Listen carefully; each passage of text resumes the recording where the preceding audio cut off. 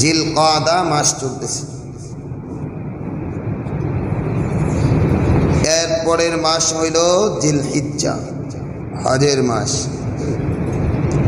হজের মাসের সাথে অনেকগুলো বিষয়ের সাথে আমাদের সম্পৃক্ততা। হজ, কুরবানি। জিলহজ মাসের প্রথম 10 দিনের ফাজাইল আল্লাহ তাআলা এই 10 দিনে কসম করেছেন, ওয়াল ফাজরি ওয়া লায়ালিন আশর, 10 রাতের কসম করছেন। এই 10 রাতের দ্বারা আব্দুল্লাহ ইবনে আব্বাস রাদিয়াল্লাহু তাআলা আনহু বলেন, এই 10 রাতের দ্বারা আল্লাহ তাআলা জিলহজ মাসের প্রথম 10 রাতের কসম করছেন। খুব গুরুত্বপূর্ণ এই রাতগুলো, ইনশাআল্লাহ সামনে আমরা আলোচনা করব। তো আল্লাহ তাআলার কাছে সবচেয়ে পছন্দনীয় ব্যক্তি, পছন্দনীয় কাজ হইল আবদিয়াত, গোলামি।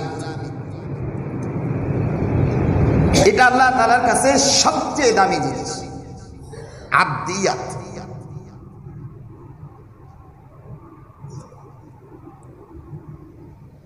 আমরা তাশাহুদের ভিতরে যতবার পড়ি, আত্তাহিয়াতু লিল্লাহি ওয়াস সালাওয়াতু ওয়াত তাইয়্যিবাতু আসসালামু আলাইকা আইয়ুহান নাবিয়্যু ওয়া রাহমাতুল্লাহি ওয়া বারাকাতুহু, আসসালামু আলাইনা ওয়া আলা ইবাদিল্লাহিস সালিহিন। এই যে ইবাদুন, সৎ বান্দা, এই সিফতটা আল্লাহ তাআলার কাছে সবচেয়ে গুরুত্বপূর্ণ। এরপর আবার বলি, আশহাদু আল্লা ইলাহা ইল্লাল্লাহু ওয়া আশহাদু আন্না মুহাম্মাদান আবদুহু। এই যে আব্দু, নবী আলাইহিস সালাতু ওয়াস সালাম বলেন, আমি আমার কাছে রাসূলিয়াতের চাইতে, নবুয়তের চাইতে সবচেয়ে মর্যাদাবান আমার সিফতগুলো, আমি আল্লাহ তাআলার বান্দা, আবদিয়া। কোন মুফাসসিরিনে কিরাম, মুহাদ্দিসিনে কিরাম তো বলেন, নবুয়তের দরজার চাইতেও দামি দরজা হইল আবদিয়াতের দরজা। আল্লাহ তাআলা নবী আলাইহিস সালাতু ওয়াস সালামের সিফাত বলতেছেন, আবদুহু ওয়া রাসূল। আগে আবদ, তারপরে রাসূল। আবদিয়াতটা আল্লাহ তাআলার কাছে সবচেয়ে দামি। আবদ হওয়াটা, নিজের থেকে আবদ হওয়াটা, এটা এতটা কঠিন যেটা কোনোদিন কল্পনা করতে পারবো না। নিজেকে মিটায়া দেওয়া, আল্লাহ তাআলার সামনে, মানুষের সামনেও নিজেকে মিটায়া দেওয়া, এটা কতটা যে কঠিন কাজ, যে এই কাজের ভিতরে নিজেকে আত্মনিয়োগ না করবে সে বুঝবে না। এই আবদিয়াতের সিফাত কি, এই আবদিয়াত কারা, এই আবদিয়াত অর্জন করতে পারবে কারা, এগুলো আল্লাহ তাআলা কালামে হাকিমে সূরা ফুরকানের ভিতরে বলছে, যে আবদিয়াতের মাকামে কে পৌঁছতে পারবে, এই আবদিয়াত অর্জন করতে পারবে কে, এটাও আল্লাহ তাআলা কালামে হাকিমের ভিতরে বলে দিয়েছে। আমরা যতবার পড়ি, আশহাদু আল্লা ইলাহা ইল্লাল্লাহু ওয়াহদাহু লা শারীকা লাহু ওয়া আশহাদু আন্না মুহাম্মাদান আবদুহু, নবী আলাইহিস সালাতু ওয়াস সালামের মুহাম্মদ শব্দের পরে আল্লাহ তাআলা আবদিয়াত শব্দ ব্যবহার করেছেন। কেন এটা?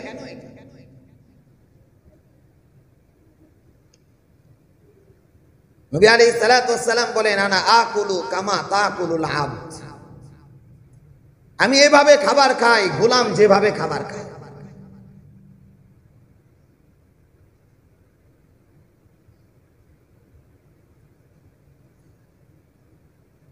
কোন মানুষের ভিতরে যখন আবদিয়াত আসবে,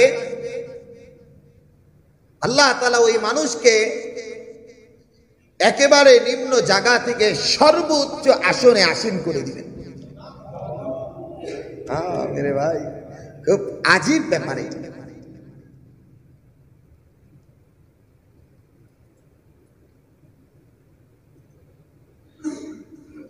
কিভাবে বুঝাইলে আপনারা বুঝবেন? বিলাল হাবশী রাদিয়াল্লাহু তাআলা আনহু নিজেও গোলাম, বাবাও গোলাম, দাদাও গোলাম। খাদ্যের কারণে, অভাবের কারণে বাড়ি ছিল ইথিওপিয়ায়, আবিসিনিয়ার ইথিওপিয়ায়, আফ্রিকায়। এই ইথিওপিয়া থেকে অভাবের কারণে গোলাম হইয়া মক্কায় কুরাইশ বংশের উমাইয়ার কাছে বাবাও গোলাম ছিল, দাদাও গোলাম ছিল, শেষে নিজেও গোলাম হয়েছিল। আল্লাহ তাআলা গোলামিত্বের জিন্দেগিতে যখন নিজেকে একেবারে মিটাইয়া দিছে আল্লাহ তাআলার গোলামির ভিতরে, আল্লাহ তাআলা শেষ অবস্থার ভিতরে এই গোলাম বিলাল রাদিয়াল্লাহু তাআলা আনহুকে রাষ্ট্রপ্রধান বানায় দিয়েছে। রাষ্ট্রপ্রধান হয়েছে, রাষ্ট্রের কথা। এই বিলাল হাবশী রাদিয়াল্লাহু তাআলা আনহু ওমর ইবনুল খাত্তাব রাদিয়াল্লাহু তাআলা আনহুর জামানায় রাষ্ট্রপ্রধান ছিল।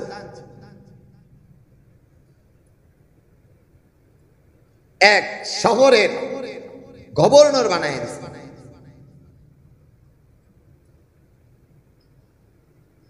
এর চাইতে আশ্চর্য কথা কইল,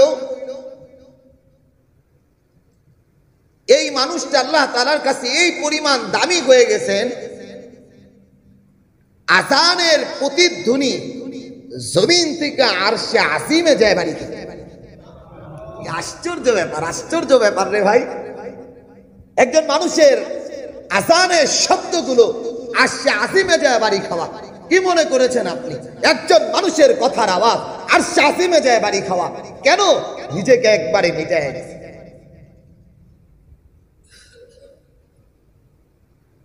সাহাবায়ে কেরাম একবার আবেদন করলেন, ওগো রাসূল, বিলাল একটু তোতলা মানুষ, আযানটা আরেকজনকে দিয়ে দেওয়া যায় না? নবী আলাইহিস সালাতু ওয়াস সালাম বলেন, ঠিক আছে তোমাদের আবেদন, ঠিক আছে তোমাদের আবেদন রাখা হোক। ঠিক আবেদন তো রাখছেন ঠিকই। ফজরের আযান হয়েছে, নবী আলাইহিস সালাতু ওয়াস সালামের কাছে জিবরিল আমিন আসছে। আচ্ছা বলে, ওগো রাসূল কি ব্যাপার, আজকে কি সূর্য উদিত হবে না? বলে কেন? বলে আযান তো আজকে আরশে আজিমে যায় বাড়ি খায়। বলে আযান তো হয়েছে। বলে বিলালের আযান হয় না। আল্লাহ তাআলার কাছে কি পরিমাণ পছন্দনীয় বান্দা ছিলেন।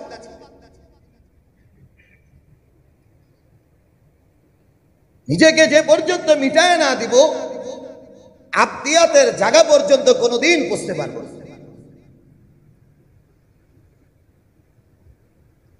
বিলাল হাবশী রাদিয়াল্লাহু তাআলা আনহু উমাইয়ার গোলাম ছিলেন। ঠিক এক মুসলমান হওয়ার অপরাধে, শুধু এক মুসলমান হওয়ার অপরাধে উত্তপ্ত বালুর ভিতরে বিলালকে শোয়ায় দিয়েছে। কেমন উত্তপ্ত বালু? মরুভূমির বালুর ভিতরে। ঠিক বুকের উপরে আরেকটা পাথর দিয়ে চাপা দিয়েছে।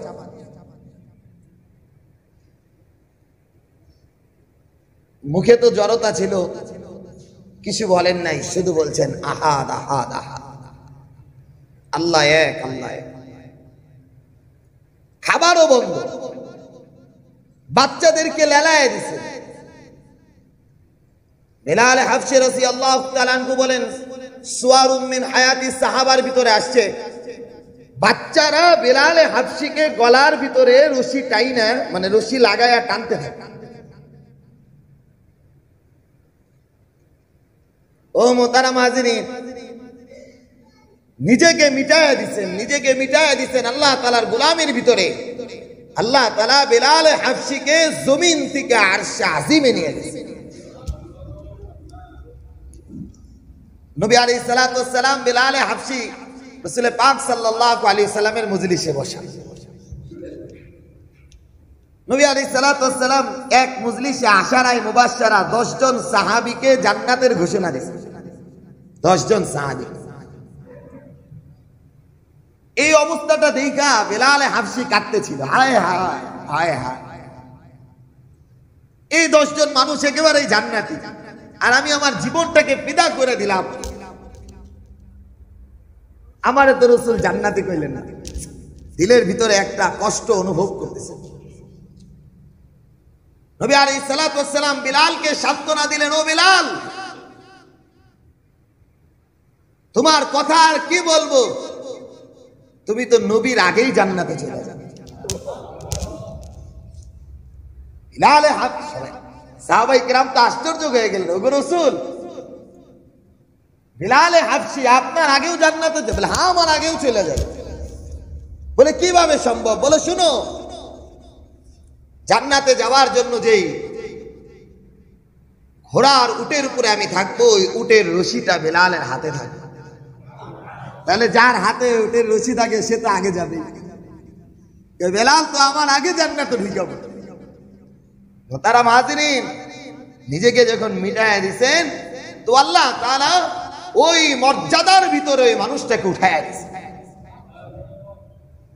ইন্নাকা লাস্তু বিখাইরিন মান আহমার, ইন্নাকা লাস্তু বিখাইরিন মান আহমার ওয়ালা আসওয়াদা ইল্লা আন তাফাদ্দালাহু বিত্তাকওয়া। কে সাদা, কে কালো, কে টাকাওয়ালা, কে ক্ষমতার অধিকারী, কার বডি ফিটনেস ভালো, এগুলো রব্বে কারীমের কাছে গ্রহণযোগ্য। আল্লাহ তাআলার কাছে গ্রহণযোগ্য হইল ইল্লা বিত্তাকওয়া, যে আল্লাহ তাআলার কাছে সবচেয়ে বেশি খোদা ভীরু হবে, আল্লাহ তাআলার গোলামি গ্রহণ করে নিবে, ওই মানুষটা কালো হতে পারে, ওই মানুষটা রিকশা চালক হতে পারে, ওই মানুষটা ভ্যান চালক হইতে পারে, ওই মানুষটা কৃষক হইতে পারে, ওই মানুষটার পদমর্যাদা না থাকতে পারে, কিন্তু আরশে আজিমে রব্বে কারীমের কাছে ওই মানুষটার দাম সবচেয়ে বেশি। এজন্যই তো মুহতারাম হাজিরিন, দুনিয়ার জিন্দেগিতে ভালো আর খারাপ মানুষ একসাথে থাকতে পারে, জান্নাতে আর কোনো জায়গা নেই। দুনিয়ার জিন্দেগিতে ভালো মানুষ খারাপ মানুষ একই ঘরে থাকতে পারে, নেশায় আক্রান্ত মানুষ নেশাহীন মানুষ একসাথে থাকতে পারে, জালেম আর মাজলুম একই জায়গায় থাকতে পারবে, কিন্তু জান্নাতে না। কারণ জান্নাতে আল্লাহ তাআলা ফয়সালা করার পরে বলে দিবেন, ওয়ামতাজুল ইয়াউমা আইয়ুহাল মুজরিমুন, ও অপরাধীরা পৃথক হয়ে যাও আমার বান্দাদের থেকে। আজকে আর দুই বান্দা খারাপ আর ভালো একসাথে থাকতে পারবে না, শুধু ভালোরাই থাকবে, শুধু খারাপরাই থাকবে। কারণ জান্নাতে খারাপ আর ভালোর কোনো সংমিশ্রণ হবে না। দুনিয়ার জগতে খারাপ আর ভালোর সংমিশ্রণ হবে, কিন্তু আখিরাতের জগতে, জান্নাতের জগতে খারাপ আর ভালোর কোনোদিন সংমিশ্রণ হবে না, আলাদা আলাদা থাকবে। এজন্য মুহতারাম হাজিরিন, আবদিয়াতের মাকামটা সবচেয়ে উঁচা। যে নিজেকে মিটায় দিতে পারবে, আল্লাহ তাআলা ওই মানুষটাকে জমিন থেকে একেবারে আরশে আজিম পর্যন্ত নিয়ে যাবে।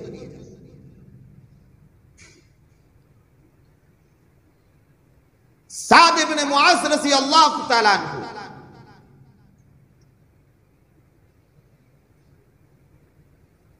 মদিনায় দুইটা গোত্র ছিল, আউস খাজরাজ গোত্র।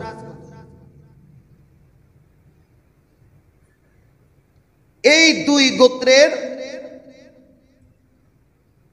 প্রথম দিকে রাসূল পাক সাল্লাল্লাহু আলাইহি সাল্লাম যখন মক্কায় ছিলেন, এই আউস আর খাজরাজ গোত্রের কিছু মানুষ আইসা প্রথমে মুসলমান হয়ে গেছে। বাইআতে আকাবা এই জায়গাগুলো আইসা মুসলমান হয়ে চলে গেছে।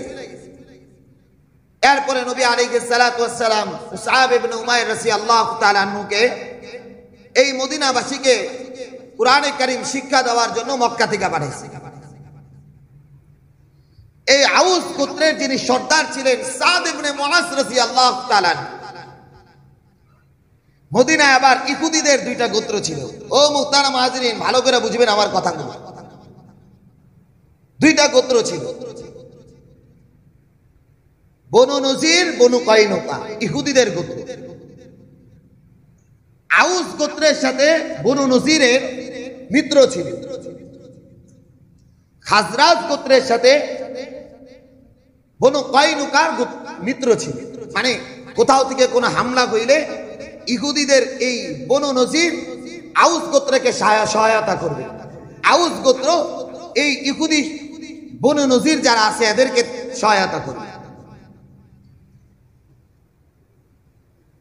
এইভাবে তো চলতেছিল অনেকটা দিন। ঠিক খন্দক যুদ্ধের পরে, খন্দক যুদ্ধের অবস্থাটা ছিল তো খুব করুণ অবস্থা।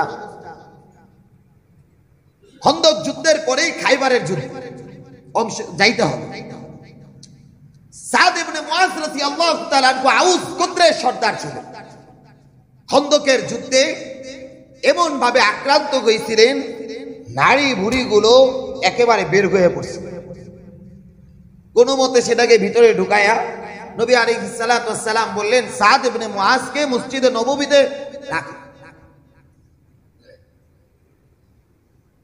সভা শুশ্রূষা চলতেছে, এদিক দিয়া খাইবার ইহুদিরা দখল করে রাখছে।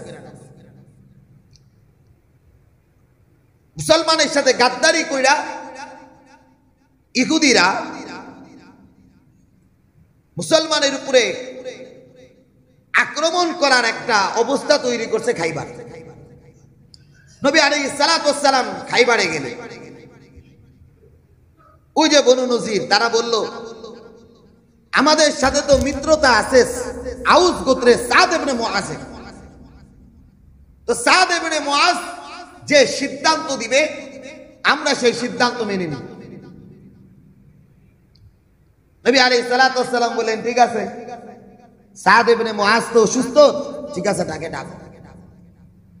সাদ ইবনে মুআজ রাদিয়াল্লাহু তাআলা মসজিদে নববী থেকে আসলেন উটের ঘোড়ার পিঠে করে,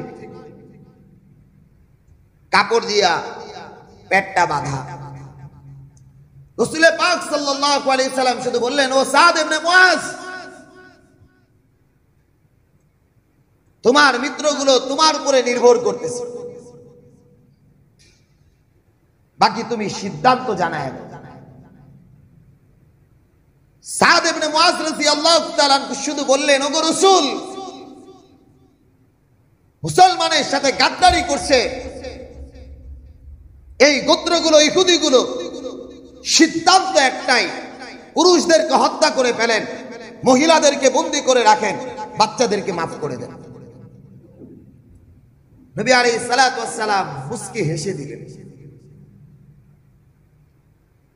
সেই রাতেই সাদ ইবনে মুআজ রাদিয়াল্লাহু তাআলা আনহু দুনিয়া থেকে বিদায় নেবেন। ফয়সালাও শেষ, মসজিদে নববীতে চলে গেছেন। সাদ ইবনে মুআজ বললেন সাথীদেরকে, মনে হয় শেষ মুহূর্ত আমার, যদি দুনিয়া থেকে বিদায় নেই, নবী আলাইহিস সালাতু ওয়াস সালামকে রাতের বেলা খবর দিবা না।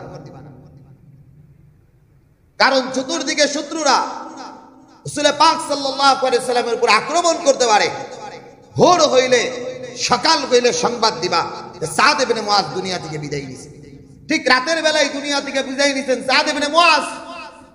নবী আলাইহিস সালাতু ওয়াস সালাম হুজরাখানায় ঘরের ভিতরে জিবরিল আমিন আয়েশা বলতেছে, ওগো রাসূল, আপনার কোন সাহাবী দুনিয়া থেকে বিদায় নিছেন? নবী আলাইহিস সালাতু ওয়াস সালামের আর বুঝতে বাকি নাই যে সাদ ইবনে মুআজ দুনিয়া থেকে বিদায় নিছে। এবার রাসূল পাক সাল্লাল্লাহু আলাইহি সাল্লাম বললেন, ও জিবরিল আমিন, তুমি খবর পাইলে কেমনে? আমি তো খবর পাই নাই। নবী আলাইহিস সালাতু ওয়াস সালামকে সাদ ইবনে মুআজের ব্যাপারে জিবরিল আমিন সংবাদ দিতেছে, ওগো রাসূল, আপনার সাহাবী সাদ ইবনে মুআজ দুনিয়া থেকে বিদায় নেওয়ার সাথে সাথে আরশে আজিমটা কাঁপা উঠছে। নবী আলাইহিস সালাতু ওয়াস সালাম দৌড় দিলেন।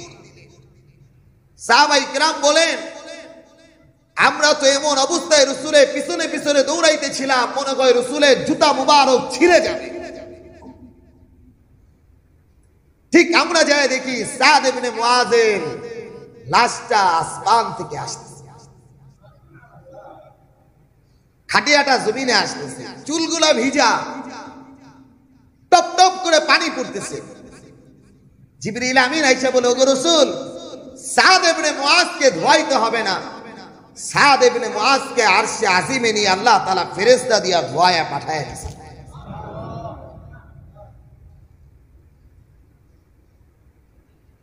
ও মেরে ভাই, এটা আত্মীয়াতের মাকাম। আল্লাহর দ্বীনের জন্য যখন নিবেদিত প্রাণ হব, আল্লাহ তাআলা আমাকে যেই মর্যাদার ভিতরে উঠাবেন, এক নাম্বার হলো দুনিয়ার মানুষের চাইতে আল্লাহ তাআলা আসমানের ফেরেশতাদের ভিতরে আমার পরিচিত করে দিবেন। দুনিয়ার মানুষের সাথে আমার সম্পর্ক থাকবে না। দুনিয়ার মানুষের চাইতে আল্লাহ তাআলা আরশে আজিমের ভিতরে আমার পদচারণা, দুনিয়াতে আমি মানুষ জীবিত থাকা অবস্থায় আরশে আজিমের ভিতরে আমার নাম লিপিবদ্ধ হবে, ফেরেশতাদের সাথে আমার নামগুলো আলোচিত হতে থাকবে। হাদিসের মধ্যে আসছে, জিবরিল আমিন বলেন, ওগো রাসূল, আল্লাহ তাআলা যখন পৃথিবীতে কোনো মানুষকে ভালোবাসেন, সর্বপ্রথম আকাশের ভিতরে আরশে আজিমের ভিতরে ফেরেশতাদের মহলের ভিতরে আল্লাহ তাআলা ঘোষণা করেন, ওগো জিবরিল, অমুক বান্দাকে আমি ভালোবাসি, তুমিও ভালোবাসো। নাম ধরে বলেন, অমুকের ছেলে অমুক, হাদিস বলতেছে, অমুকের সন্তান অমুককে আল্লাহ তাআলা ভালোবাসে, তুমিও ভালোবাসো। জিবরিল আমিন ফেরেশতাদের মহলে ঘোষণা করে দেন, অমুকের ছেলে অমুককে আল্লাহ তাআলা ভালোবাসেন, আমি জিবরিল আমিন ভালোবাসি, তোমরা ফেরেশতারাও তাকে ভালোবাসো। এই আলোচনাটা আসমানের প্রথম আসমানে ফেরেশতাগুলো আসমানের ভিতরে ঘোষণা করতে থাকে, ও দুনিয়ার মাখলুকাতগুলো শুনো, আল্লাহ তাআলা অমুক ব্যক্তিকে ভালোবাসেন, জিবরিল আমিন ভালোবাসে, আসমানে ফেরেশতারা ভালোবাসে, তোমরাও ভালোবাসো।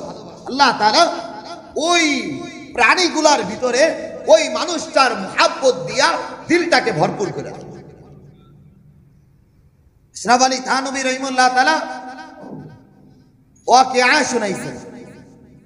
ভালো করে বুঝেন আব্দিয়াতের মাকামটা কোথায়। কোন মানুষ যখন আব্দিয়াতের মাকামে উঠবে, আল্লাহ তাআলার গোলামিত্বকে গ্রহণ করে নিবে, আল্লাহ তাআলা আসমান আর জমিনের সমস্ত মাখলুকাতকে ওই মানুষটার গোলাম বানায়। जो तू मेरा तो सब मेरा, फलक मेरा सुमी मेरी, जो तू मेरा तो सब मेरा, फलक मेरा सुमी मेरी, अगर एक तो नहीं मेरा तो कोई सी नहीं मेरी। আজীব এক কথা বলতেন, ওগো আল্লাহ, আপনি যদি আমার হয়ে যান, সারা পৃথিবীর মাখলুকাত গুলো আমার কথা শুনবে। এক রব যদি আপনি আমার না হন, সারা পৃথিবীর সমস্ত কিছু আমার হইলেও লাভ নাই, কারণ আপনি তো আমার। আশরাফ আলী থানভী রহিমাহুল্লাহ তাআলা ইসলাহি নিসাবের ভিতরে বলছেন, ওয়াকিয়াগুলো শুনাইছেন। ওনার খানকার ভিতরে, খানকা এমদাদিয়া সাহারানপুরে, ইন্ডিয়ার সাহারানপুরে এখনো আছে খানকা এমদাদিয়া। ও মুহতারাম হাজিরিন, ভালো করে শুনেন, ভালো করে শুনেন। আল্লাহ তাআলা প্রাণীর ভিতরে যখন মুহাব্বত ঢুকায় দেয় মানুষটা, ওই প্রাণীটা নিজের জীবন দিয়া হইলেও ওই বান্দাকে বাঁচানোর জন্য চেষ্টা করতে। আশরাফ আলী থানভী রহিমাহুল্লাহ তাআলা বলেন, তো উনার খানকা একটা বিড়াল ছিল, বিড়ালটা হযরতের খুব পোষা বিড়াল ছিল। আশরাফ আলী থানভী রহিমাহুল্লাহ তাআলার খানকার এই বিড়ালটা হযরতের খুব পোষা বিড়াল ছিল, খুব পোষা বিড়াল। তো প্রত্যেক মাসের প্রথম সপ্তাহে বৃহস্পতিবারে হযরতের ওইখানে খানকায় উলামায়ে কেরাম আসতেন এক এক জায়গা থেকে। তো হযরত এখানে খাবারের ইন্তজাম করতেন। হঠাৎ করে খাবার দাবার আগ মুহূর্তে বাবুর্চি এসে বলতেছে, হযরত আপনার বিড়ালটা তো ডাইলে পড়ে গেছে। হযরত আশ্চর্য হয়ে গেলেন, আরে পোষা বিড়াল ডাউলে পড়ে গেছে, আশ্চর্য কথা। হযরত বের কইলেন, বলে আগে কোনো কাহিনী হইছে নাকি? বাবুর্চিকে বললেন। থানবী রাহিমাহুল্লাহ তাআলা তো খুব আজীব মানুষ ছিলেন, তাব্বি করতেন খুব। উনি বাবুর্চিকে বললেন, বিড়াল আগে কিছু অবস্থা বুঝাইছে নাকি? বলে, হযরত বিকাল থেকে আমি যখন ডাউল রান্না কইরা চলে গেছি, আবার যখন আসছি ইশার আগ দিয়া বিড়াল দেখে আমার খালি মেউ মেউ করে, খালি মেউ মেউ করে, কোনোভাবেই বুঝতে পারি নাই তো, খালি মেউ মেউ করে। আমি তো সরাই দিছি, কেউ আমার আইসা লুঙ্গি টানে, পাঞ্জাবি ধরে টানে, লাফ দিয়ে আমার উপরে উঠে, আর খালি ডাউলের পাতিলের দিকে যায়। হযরত বললেন, ঠিক আছে ডাউল ঢালো, ফেলে দাও, আবার রান্না করতে হবে। থানবী রাহিমাহুল্লাহ তাআলা বলেন, ডাউলটা ঢালতেই দেখি নিচে একটা বিষাক্ত সাপ পইরা আছে, ডাউলের নিচে, গরম ডাউল, নিচে একটা বিষাক্ত সাপ। কেউ দেখে নাই, কে দেখছে? বিড়ালটা। বিড়ালটা বারবার বুঝাইতে চাইছে বাবুর্চি, ডাউল ফালাও, সাপ পড়ছে, ফালাও ডাউল, আল্লাহ ওয়ালারা খাবে, থানবী খাবে, মানুষ মারা যাবে। এই বান্দাগুলো দুনিয়া থেকে বিদায় নিবে, বাবুর্চিরে বারবার বুঝাইতে চাইছে, লুঙ্গি ধরে টান দিছে, লাফায়া উঠছে, ডাউলের পাতিলের কাছে নিয়ে গেছে। বিড়াল বুঝাইতে পারে নাই, বাবুর্চি বুঝে নাই। যখন দেখছে না কোনোভাবে এটা সম্ভব না, এখন ডাউল খাওয়াবে, মানুষগুলো মারা যাবে, বান্দা মানুষগুলো মারা যাবে, ইবাদত গুজার বান্দাগুলো মারা যাবে, জাকিরিন বান্দাগুলো মারা যাবে, নিজেই বিড়াল ওই গরম ডাউলের ভিতরে লাফ দিয়া পইরা নিজের জীবন শেষ করে দিয়েছে। মেরে ভাই, কেন এটা? ওই যে মুহাব্বতের দরজার ভিতরে যখন আমি নাড়া দিব, আল্লাহ তাআলা আসমান থেকে মুহাব্বতের দরজাকে ওই বান্দার জন্য খুলে দেন। প্রাণীর দিলের ভিতরে তখন আল্লাহ তাআলা মুহাব্বত দিয়ে দেন। এটার জন্য প্রথম কথা কইল, নিজেকে গোলামিত্বের ভিতরে দাঁড় করানো, সব মিটায়া দেওয়া, সব মিটায়া দেওয়া। মাফ করবেন, মাফ করবেন, আমি তো নামাজি, আমি তো সুন্নতের উপরে চলতে পারি না, আমি তো নামাজি, আমি তো এখন পর্যন্ত দাড়িটাই রাখতে পারি নাই, কি গোলামিত্বের জিন্দেগিতে আমি ঢুকি? দাড়িটাই রাখতে পারি নাই। নবী আলাইহিস সালাতু ওয়াস সালামের সুন্নত একটা দাড়ি, এটাই বিবির কাছে হাইরে গেছে, চাকরির কাছে হাইরে গেছে, সমাজের কাছে হাইরে গেছে, সন্তানের কাছে হাইরে গেছে, মেয়ের কাছে হাইরে গেছে। আমি এই দাড়িটাই রাখতে পারি নাই, গোলামীর জিন্দেগির ভিতরে ঢুকবো কেন?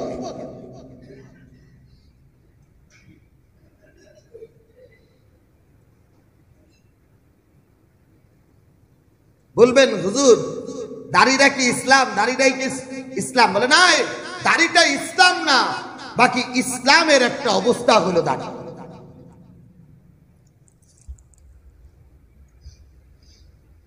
নবী আলাইহিস সালাতু ওয়াস সালাম বলেন, অনেকে বলে হযরত নামাজ না পড়ি, দিলটা খুব ভালো। আপনার দিল সবচেয়ে খারাপ, সবচেয়ে খারাপ।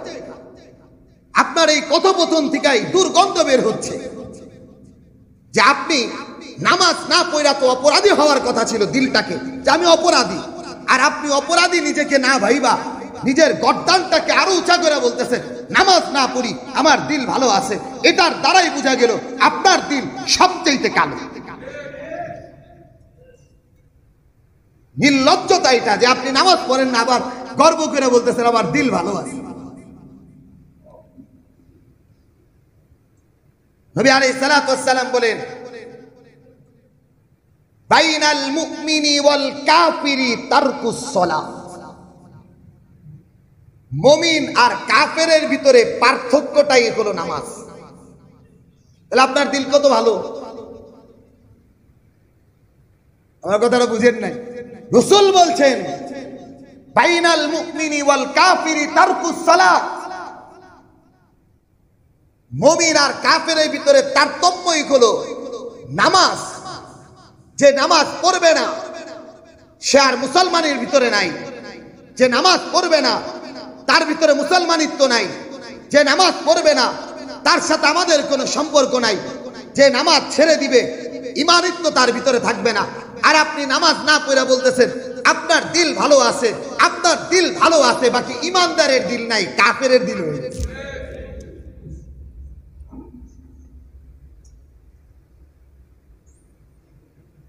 মাফ করবেন, মাফ করবেন। কথাটা এই কারণে বললাম, কিছু মানুষ আছে ভাই আমি অপরাধ করি, আমার অপরাধটা যেন আমার দিলকে বলে আমি অপরাধী। এই মানুষটাকে আল্লাহ তাআলা কখনো কখনো হিদায়াত দিয়া জান্নাতে নিয়ে যাবে। যে মনে করবে আমি অপরাধী, কিন্তু যে মনে করবে অপরাধ করার পরেও যে নিজেকে অপরাধী মনে করবে না, হিদায়াতের দরজা ওই মানুষটার বন্ধ হয়ে যাবে। এটা আপনি জানেনই না এটা অপরাধ। আল্লাহ তাআলা আমাদেরকে বুঝ দান করুন, বুঝ দান করুন। মুহতারাম হাজিরিন, আবদিয়াতের মাকাম আল্লাহ তাআলার কাছে সবচেয়ে উঁচা। এই আবদিয়াতের জন্য নিজেকে একেবারে মিটায়া দেওয়া, মিটায়া দেওয়া, মিটায়া দেওয়া। আমি তো প্রত্যেকদিন ফজরের যদি 4 রাকাত হয়, 4 রাকাতের 4 রাকাতেই পড়তেছি। যোহরের 10 রাকাত নামাজের 10 রাকাতেই পড়তেছি। আসরের 4 রাকাতের 4 রাকাতেই পড়তেছি। মাগরিবের 3 রাকাত 5 রাকাতে 5 রাকাতেই পড়তেছি। ইশার 11 রাকাতে 11 রাকাতেই পড়তেছি। কি পড়তেছি? ইয়াকা না'বুদু ওয়া ইয়াকা নাস্তাঈন। ওগো রব, আমি আপনারই ইবাদত করি আর আপনার কাছে চাই। কই আমি আল্লাহ তাআলার ইবাদত করি? আমার জবানটা তো বলতেছে আমি ইবাদত করি, আমি তো সুদের সাথে লিপ্ত। কোথায় আমার ইবাদত? আমি তো বলতেছি আমি ইবাদত করি, আমি তো অন্যায়ের সাথে লিপ্ত। কিভাবে আমার ইবাদত হইল? আমি তো আল্লাহ তাআলার হুকুমের ভিতরেই ঢুকতে পারি নাই।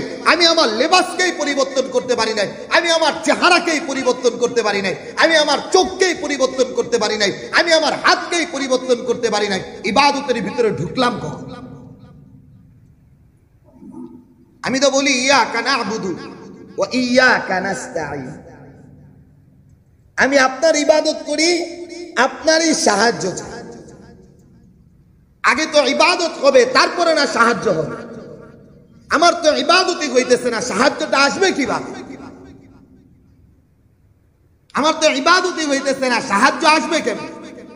আমি বলতেছি ইয়াকা না'বুদু ওয়া ইয়াকা নাস্তাঈন। আমি আপনার ইবাদত করি, আপনার কাছেই চাই। এই শব্দটার ভিতরে আশ্চর্য একটা শব্দ। ইয়া শব্দটা আরবি ভাষায় এক তাকিদের অর্থে ব্যবহার হয়। অর্থাৎ আমি আপনারই ইবাদত করি, আপনার কাছেই চাই।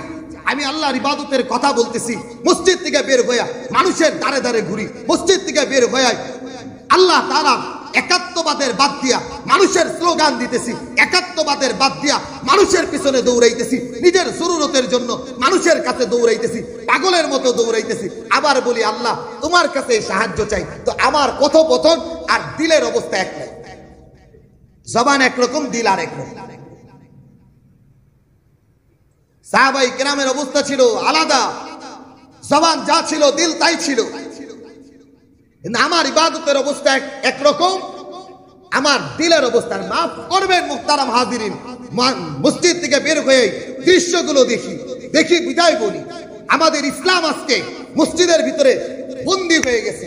আজকে আমাদের ইসলামগুলো মসজিদের ভিতরে তালাবদ্ধ হয়ে গেছে। এজন্য ইসলামের না মজা পাইতেছি, না ইমানের কোনো স্বাদ পাইতেছি, না ইমানের কোনো লাজ্জত আর কোন দৃষ্টির ভিতরে না, ইমানের কোন দৃষ্টিভঙ্গি আমাদের ভিতরে আছে। মসজিদ থেকে বের হয়ে যাইতেছি, টুপিটা সুন্দর করে বের করে পকেটের ভিতরে ঢুকাইতেছি। আমার ভিতরে ইসলামটা থাকবে কিভাবে? আপনি বলেন যে আপনি মসজিদের ভিতরে ইসলামটারে ঢুকাইছেন, মসজিদ শেষ, টুপিটাকে আপনি ঢুকায়, মানে টুপিটা আপনার কাছে লজ্জার ব্যাপার। টুপিটা বাহিরে গেলে এটা আপনার কাছে লজ্জা লাগে। বাহিরে অফিসে গেলে টুপি পরে গেলে আপনার লজ্জা লাগে। আপনার বিয়ে বাড়িতে টুপি পরে গেলে লজ্জা লাগে। বন্ধুদের কাছে গেলে টুপি পরে গেলে লজ্জা লাগে। মুহতারাম হাজিরিন, মনে রাখতে হবে আপনার ইমানের ভিতরে কঠিন দুর্বলতা আছে।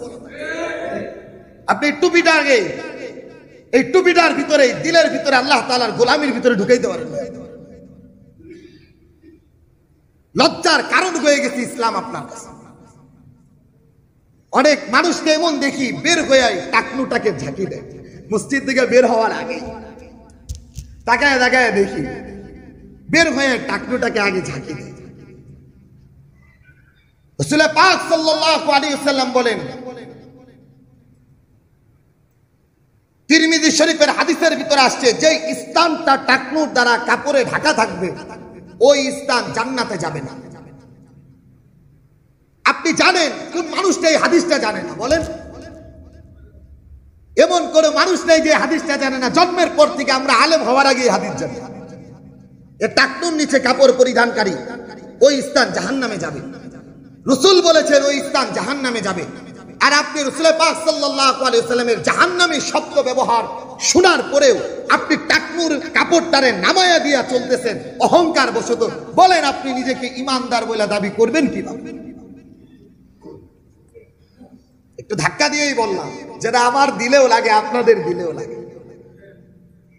এই কথাগুলো ধাক্কা দিয়ে এই কারণে বললাম, আপনার দিলে যেন বাড়ি খায়। আপনি বুঝেন, আমি আপনার বিবেকের উপরে প্রশ্ন করলাম। আপনি যে টাকনুর নিচে কাপড় পরে চাইতেছেন, আপনি জানেন আল্লাহ রাসূল বলেছেন, লা ইয়াদখুলুল জান্নাতা ইজারুন ফিন্নার, যে স্থানটা টাকনুর নিচে ঢাকা থাকবে জাহান্নামে যাবে। আপনি জানেন রাসূল বলেছেন টাকনুর নিচে কাপড় পরিধানকারী ওই স্থান জাহান্নামে যাবে। এরপরও আপনি জাহান্নামে যাওয়ার জন্য প্রস্তুত হয়ে গেছেন, কাপড়টাকে নামাইতেছেন। তাহলে আল্লাহ রাসূলের কথার উপর আপনি বুড়া আঙ্গুল দেখাচ্ছেন। বলেন, আপনি নিজেকে ইমানদার বলে দাবি করবেন কেন? আবদিয়াতের মাকাম তো আরো দূরে, আরো দূরে। সমস্ত কিছু বান্দা যখন মাথা পেতে গ্রহণ করবে, ওই মানুষটা আবদিয়াতের দরজায় পৌঁছে যাবে, বান্দা হয়ে যাবে। আর বান্দা হয়ে গেলেই ওই মানুষটার দুঃখ কষ্ট বেদনাগুলো সব আরশে আজিমে যায় বাড়ি খাবে। আল্লাহ তাআলার আরশ থেকে ওই বান্দার জন্য সমস্ত ফয়সালা হয়। মোহতারাম হাজিরিন, সাহাবায়ে কেরামের অবস্থা এই ছিল। আশ্চর্য হয়ে যাবেন, জাবের আব্দুল্লাহ ইবনে জাবের রাদিয়াল্লাহু তাআলা আনহু থেকে হাদিস বর্ণিত, নবী আলাইহিস সালাতু ওয়াস সালাম এক সাহাবী আসছেন, অসহায় অসহায়, ঘরে কোনো খাবার নাই, কোনো খাবার নাই ঘরে। কোথায় যাবেন, কার কাছে হাত পাতবেন? কাজও নাই, মরুভূমিতে উত্তপ্ত গরম, কোথাও কোনো কাজ নাই। ঘর থেকে বের হয়েছে, বিবি বলছে খাবার আনেন। ঘর থেকে বের হয়েছে, কাজ নাই, মসজিদে নববীতে গেছে, নামাজে দাঁড়ায়, আবার ঘরে আসছে সন্ধ্যায়। এ বলছে বিবি আজকে কোনো কাজ পাইনি। 3 দিন যাওয়ার পরে বিবি বলছে ব্যাগটা ধরেন, আজকে খালি হাতে আসবেন না। আমার আর আপনার খাবারের প্রয়োজন নাই, ঘরে যে বাচ্চা আছে এরা তো দুনিয়া থেকে বিদায় নেবে না খাওয়ার কারণে, এদেরকে একটু বাঁচান। সারাদিন দুপুর পর্যন্ত ঘুরা মসজিদে নববীতে সিজদায় পুরো অছরে কাঁদতেছে, রব মানুষের দরবারে যাব না, মানুষের কাছে যাব না, মানুষের কাছে ধন্না ধরার সময় নাই। কাজের জন্য বের হয়েছিলাম, কাজ নাই, রিজিকের ইন্তজাম কেমনে করবা, তুমি করবা আমি জানি। সন্ধ্যায় বাড়ি ফিরছে খালি ব্যাগটা নিয়ে। ঘরে ঢুকার আগেই দেখে চুলায় পরে ধোঁয়া উঠতেছে ঘর থেকে। যাই বলে বিবি কি করতেছে? বলে রুটি পাকাইতেছে। আশ্চর্য ব্যাপার, রুটি পাকাইতেছ, আটা পাইলা কই? বলে কেন? আপনার আসরের আগ দিয়ে তো এক মানুষ এসে বলল তোমার স্বামী যার কাজ করতেছে সেই মালিক আমারে পাঠায় দিছে, বস্তা বুঝাই করে আটা পাঠায় দিছে। নিজেরাও খাইছে, বাচ্চা সবাই খাইছে, দীর্ঘদিন যাবৎ খাইছে। কেন এটা? মানুষ থেকে মুখ ফিরায়া আল্লাহ তাআলার দিকে যখন মুখটা ঘুরায় দিব, আল্লাহ তাআলা আমার থেকে সমস্ত রকাবাত দূর করে দিবেন। আর যখন আমি আল্লাহ তাআলার থেকে মানুষের দিকে মুখ করব, বিপদ শুধু আসতেই থাকবে। এক বিপদ পার হবে, আরেক বিপদ ঘাড়ে চাপবে, আরেক বিপদ ঘাড়ে চাপবে। ওই বিপদ নিয়ে হাজারো লাখ লাখ টাকার ঋণ নিয়ে তারপরে কবরে যাইতে হবে। আর যদি আমি আল্লাহ তাআলার গোলামির ভিতরে ঢুকায় নিজের জিন্দেগি ঢুকে যায়, আল্লাহ তাআলা আর কিছু না হোক যেদিন আমাকে দুনিয়া থেকে বিদায় দিবেন কারো কাছে আমার এক পয়সাও ঋণ থাকবে না। এমনকি যেদিন দুনিয়া থেকে বিদায় দিব সবাই বলে হারে যে মানুষটা চলে গেছে এই মানুষটার জন্য চোখ থেকে অজরে কাটবে। এটা হলো আব্দিয়তের মাকাম। যে মানুষটা নিজের গোলামিত্বের ভিতরে ঢুকবে আল্লাহ তাআলা ওই মানুষটার জিন্দেগিটাকে আল্লাহ তাআলা সুখময় করে দিবেন। যে আল্লাহ তাআলার গোলামির ভিতরে ঢুকবে না ওই মানুষটার না অভাব দূর হবে, না ওই মানুষটার কোনো পেরেশানি দূর হবে, না ওই মানুষটার থেকে কোনো জীবনের কোনো নিরাপত্তা আসবে, সবসময় সে আতঙ্কের উপরে থাকবে। আর যখন ওই মানুষটা আল্লাহ তাআলার গোলামির উপরে ঢুকবে আল্লাহ তাআলা ওই মানুষটার জীবনটাকে এমন করে সুখময় করে দিবেন, অভাবের উপরে থাকলে মুখের উপরে এক মুস্কি হাসিতে নিজের জিন্দেগি গুজার করবে। আল্লাহ তাআলা আমাদেরকে বুঝার তৌফিক দান করুন। ইনশাআল্লাহ আগামী সপ্তাহ থেকে হজের আলোচনা হবে। 3টা জুমা থাকবে ইনশাআল্লাহ। 3টা জুমার পরেই কুরবানি হবে, ঈদ আসবে। এজন্য ইনশাআল্লাহ আমরা 2 জুমা ইনশাআল্লাহ হজের আলোচনা করে কুরবানির আলোচনা করব আগামী সপ্তাহ থেকে। আল্লাহ রাব্বুল আলামিন আমাদেরকে বুঝার